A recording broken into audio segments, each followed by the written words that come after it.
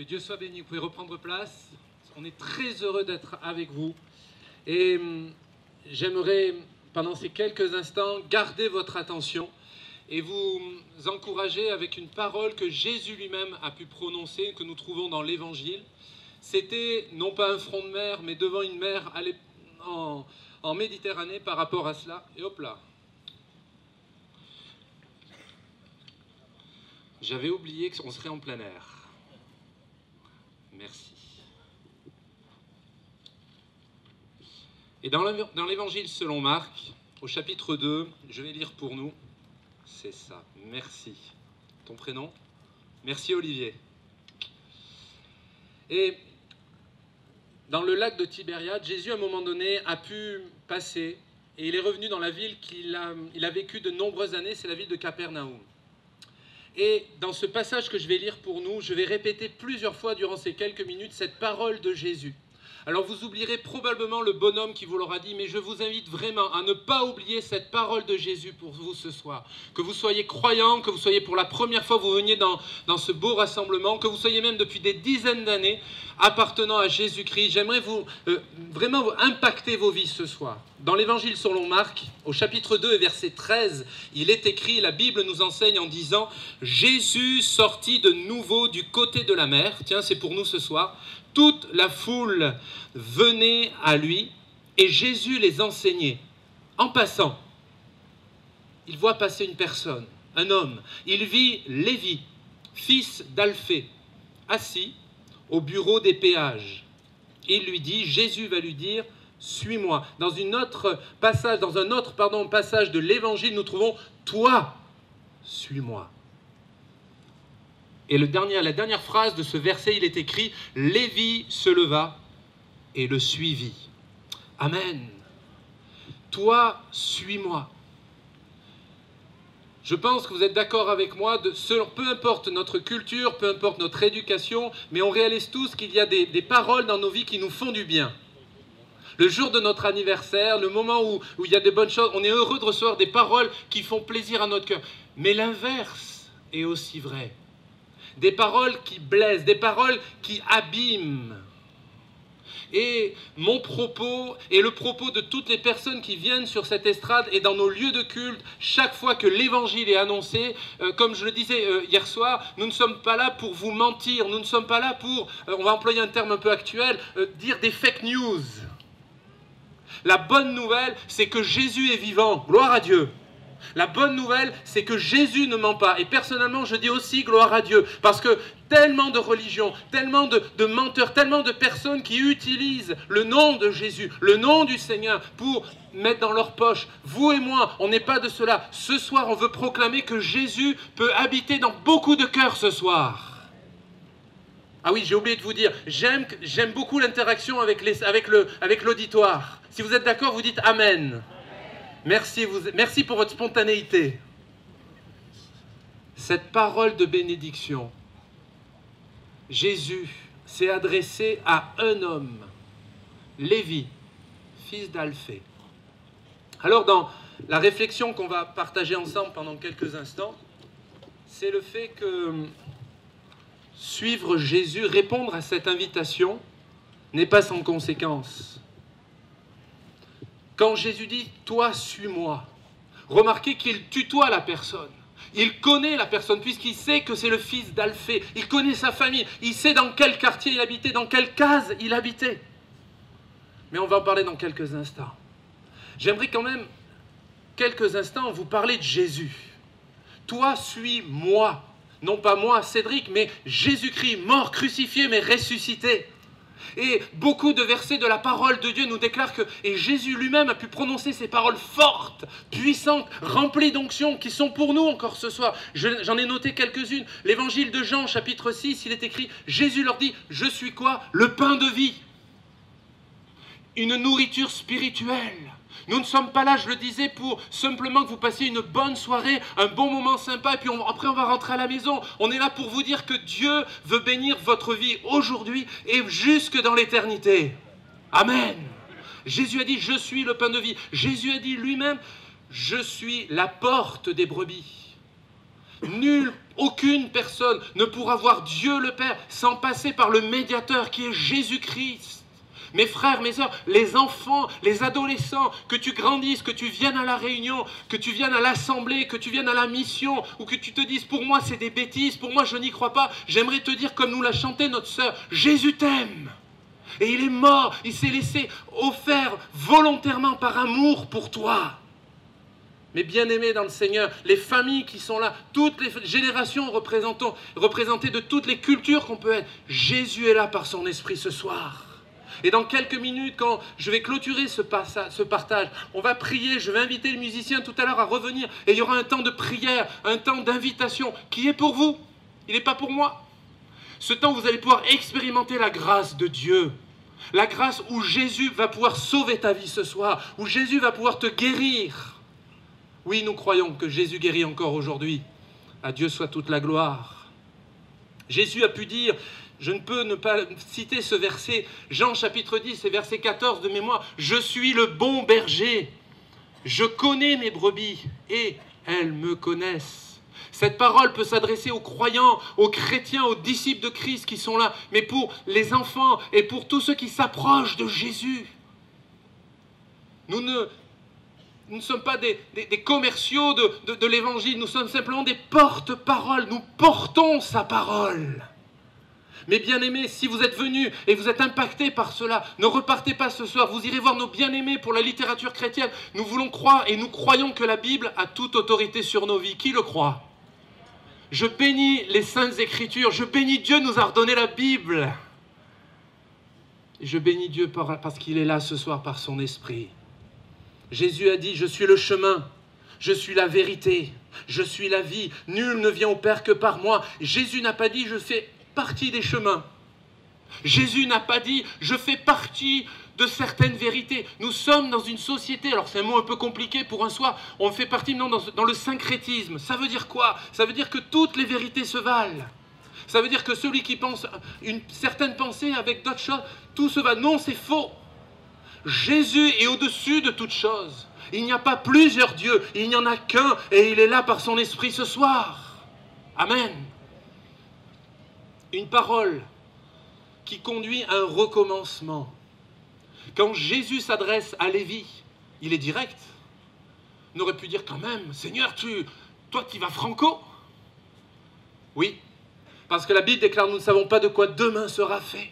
Chers amis, les adolescents, les aînés au milieu de nous, nous aimerions vous dire que Dieu vous aime. Mais ce n'est pas à reporter pour demain, c'est ce soir. La Bible déclare que c'est aujourd'hui, c'est maintenant, le jour du salut.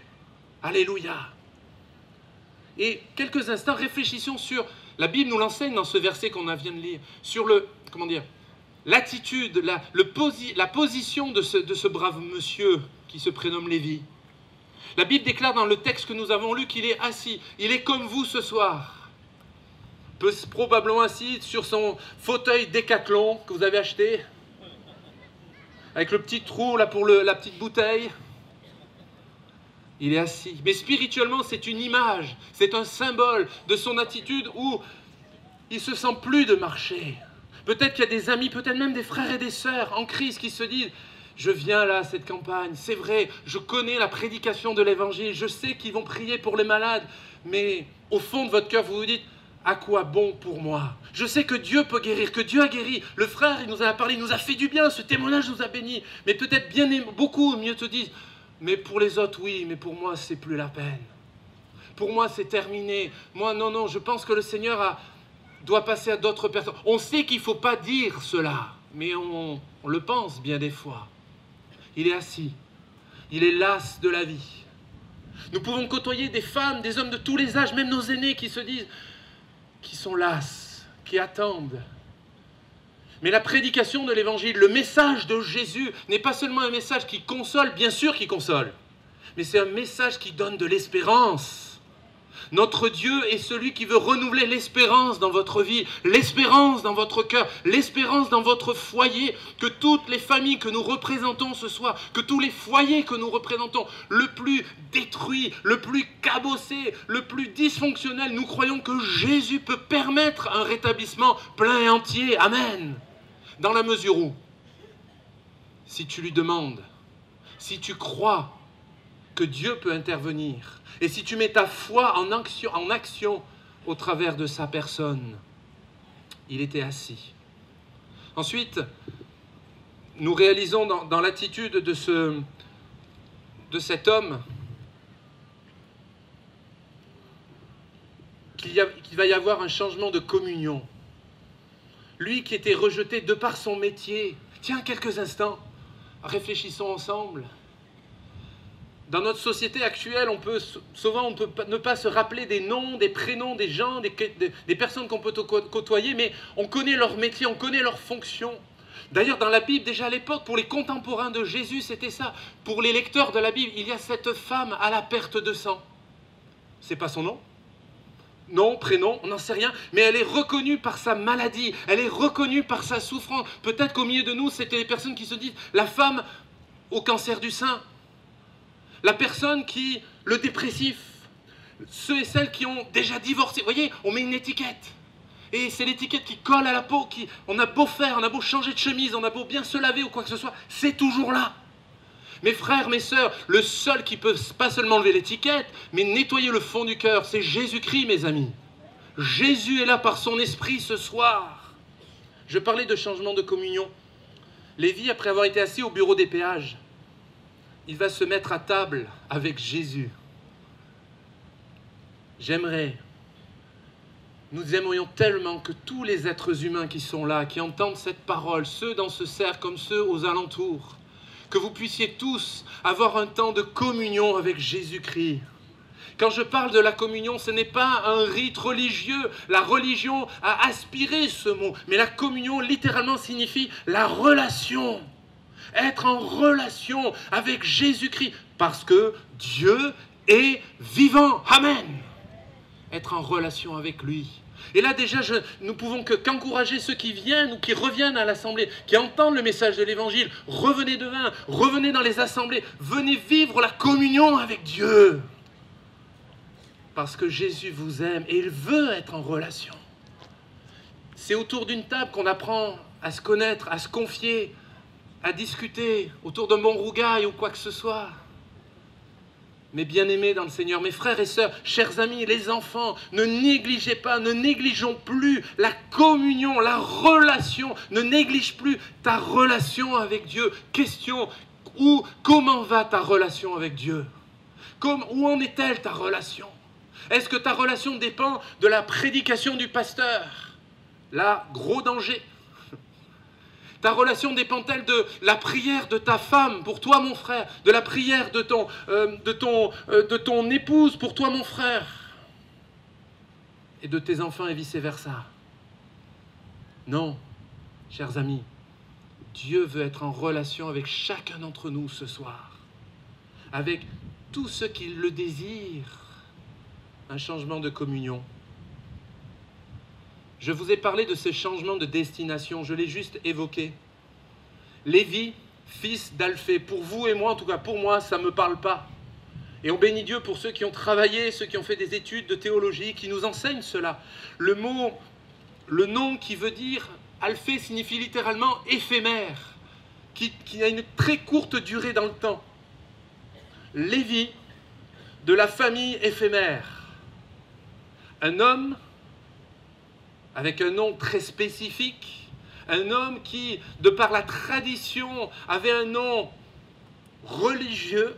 Peut-être qu'il y a au milieu de nous des personnes avec des prénoms qu'on trouve dans la Bible, des Paul, des Marc, des Matthieu, peut-être des Jésus, je ne sais pas, des Pierre, des Paul,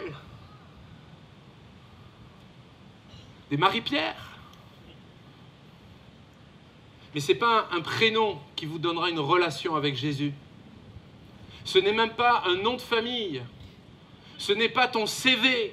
Ce n'est pas ton assurance maladie qui va te donner ta relation avec Jésus. C'est pleinement ton cœur ouvert ce soir. Lévi qui veut dire attaché. J'aimerais te rappeler que Dieu s'est attaché et veut s'attacher l'humanité tout entière parce qu'il a offert Jésus à la croix. De la tribu éphémère de nom, d'une tribu quelconque, ta famille, ma famille. Il souhaite et il désire que tu sois, moi, toi et chacun d'entre nous, attaché, proche de chacun et bien sûr de lui. Jésus appelle, toi, suis-moi. Suivre Jésus, c'est pas seulement venir à un appel, c'est pas seulement dire et de dire tiens, le prédicateur a touché mon cœur. Les paroles de cet homme m'ont fait du bien et je l'espère et on le prie pour cela. Mais suivre le Christ implique un renoncement. Voilà, pardon. Suivre le Christ implique un renoncement, mes bien-aimés. Suivre le Christ ce soir implique que dans ta vie, il y a des choses qu'il faut laisser ici, littéralement. Ne pas repartir avec. J'aimerais rappeler que les bonnes intentions ne suffisent pas. De dire, ah c'est vrai, mais je referai ça demain. Je le reporte au calendes grec. Je ne sais pas si ça se dit ici. J'aimerais, et pendant que je vais inviter les musiciens à revenir sur l'estrade, rappeler que l'invitation du Seigneur, qui est lancée pour chacun et chacune d'entre nous ce soir, l'invitation du Seigneur nous met tous et toutes, j'insiste sur le tous, croyants comme sympathisants, les enfants comme les adultes, nos aînés, les femmes comme les hommes, tous nous sommes mis au pied du mur. Non pas au pied de mon mur, mais au pied littéralement de la croix de Golgotha. L'histoire prouve qu'un homme de Nazareth fut crucifié à la croix. Le départ de la foi, le départ pour ta vie, c'est de croire que ce Jésus, cet homme mort sur la croix, c'est le sauveur de l'humanité. Et dans l'humanité, il y a toi, il y a moi, il y a ton cœur ce soir. La parole de Jésus frappe à ton cœur et il te met devant le fait accompli. On pourrait développer les arguments, on pourrait développer les exemples. Mais je suis convaincu que le Saint-Esprit travaille ton cœur ce soir. Nous croyons dans la puissance du ministère du Saint-Esprit. Et je crois profondément que des hommes qui sont liés par des addictions, que ce soit par la cigarette, que ce soit par la pornographie, que ce soit par des choses malsaines dans votre couple, Dieu peut vous en délivrer, savez-vous. Mais la vraie question, le veux-tu ? Parce que la difficulté de l'addiction, la difficulté des liens du péché, c'est qu'on y a pris goût. Vous y aviez pris goût, et puis on sait que c'est pas bien, mais ça tiraille. J'aimerais profondément vous encourager ce soir. J'aimerais profondément vous rappeler que l'appel de Christ, et c'est mon dernier point, l'appel de Jésus a une valeur de révélateur. Ça va permettre de révéler ce qu'il y a au fond de votre cœur. Dieu n'en a que faire des personnes qui suivent un mouvement. Dieu n'en a que faire des hommes et des femmes qui viennent là, qui écoutent. C'est une belle soirée. Oui, c'est une belle soirée. Mais la soirée peut être extraordinaire pour ta vie si tu te convertis à Jésus-Christ. Amen. Si tu donnes ton cœur. Nous croyons même dans ce moment où on va prier pour vous que le Saint-Esprit peut descendre sur vous et vous remplir du Saint-Esprit. La Bible déclare que rien n'est impossible à notre Dieu, sauf ton incrédulité. Sauf ton péché, sauf ton orgueil, notre moi, ces choses-là, ce soir, c'est ton soir. Comme Jésus en son temps, dans un bord de mer, qui a appelé Lévi, toi, suis-moi. Ce soir, le Seigneur Jésus, au travers du simple homme que je suis, appelle chaque femme, chaque homme à le suivre. Et remarquez, et c'est ma conclusion, parce que quand Dieu fait une œuvre, quand Jésus fait une œuvre, il va jusqu'au bout. Savez-vous que Jésus n'est pas aux 35 heures? Savez-vous que Jésus n'est pas un RTT? Savez-vous que Jésus se dit, quand j'appelle une personne, je veux aller jusqu'au bout? Lévi va être renommé en Matthieu. Il y aura une œuvre pleine et entière. Il va être renommé. Moi, je ne vais pas être là pour vous changer votre prénom. C'est une image, c'est spirituel. Mais la Bible déclare, et c'est ce dernier verset que j'aimerais laisser sur vos cœurs, alors qu'on range nos Bibles, on range nos carnets, on va prier maintenant le Seigneur Jésus. La Bible déclare que si tu crois, tu verras la gloire de Dieu. Mes frères, mes sœurs et chers amis, nous voulons prendre au mot la parole de Jésus. Pas ma parole, pas ma prédication, mais la parole de Jésus. Alors pour ceux qui ont l'habitude de nos rassemblements, on va fermer nos yeux, on va courber nos fronts pendant qu'il y aura une mélodie qui va être jouée. Et là, je vais faire une première invitation, un premier appel. même pour les enfants. Et cette invitation, elle est simple, elle est directe. C'est Jésus qui dit, toi, suis-moi. Donne ta vie à Jésus, convertis-toi, repens-toi de tes péchés. Et je vais vous inviter maintenant à vous mettre debout à votre place. Ce qui est très bien, c'est que je ne vois pas qui se lève ou qui ne se lève pas. Mais ce que je sais, c'est qu'il y a des âmes ce soir, des femmes, des hommes. Et je vous invite à vous lever maintenant et à sortir des rangs. Et à venir sur le devant à ma gauche, donc sur votre droite. Et on va prier pour vous. On va prendre un temps de qualité dans la prière. Savez-vous que quand Jésus donne une parole, il va jusqu'au bout? Alors on prie le Seigneur. J'aimerais inviter les chrétiens qui sont là à prier, à parler en langue, à demander la grâce de Dieu. C'est un moment, un combat spirituel. C'est un moment où Jésus agit dans les cœurs. Mon frère, ma soeur, cher ami, les enfants, ne regardent pas. C'est la pénombre, personne ne sait qui va se lever. Mais moi je sais qu'il y a un peuple nombreux que Jésus veut gagner ce soir. Alors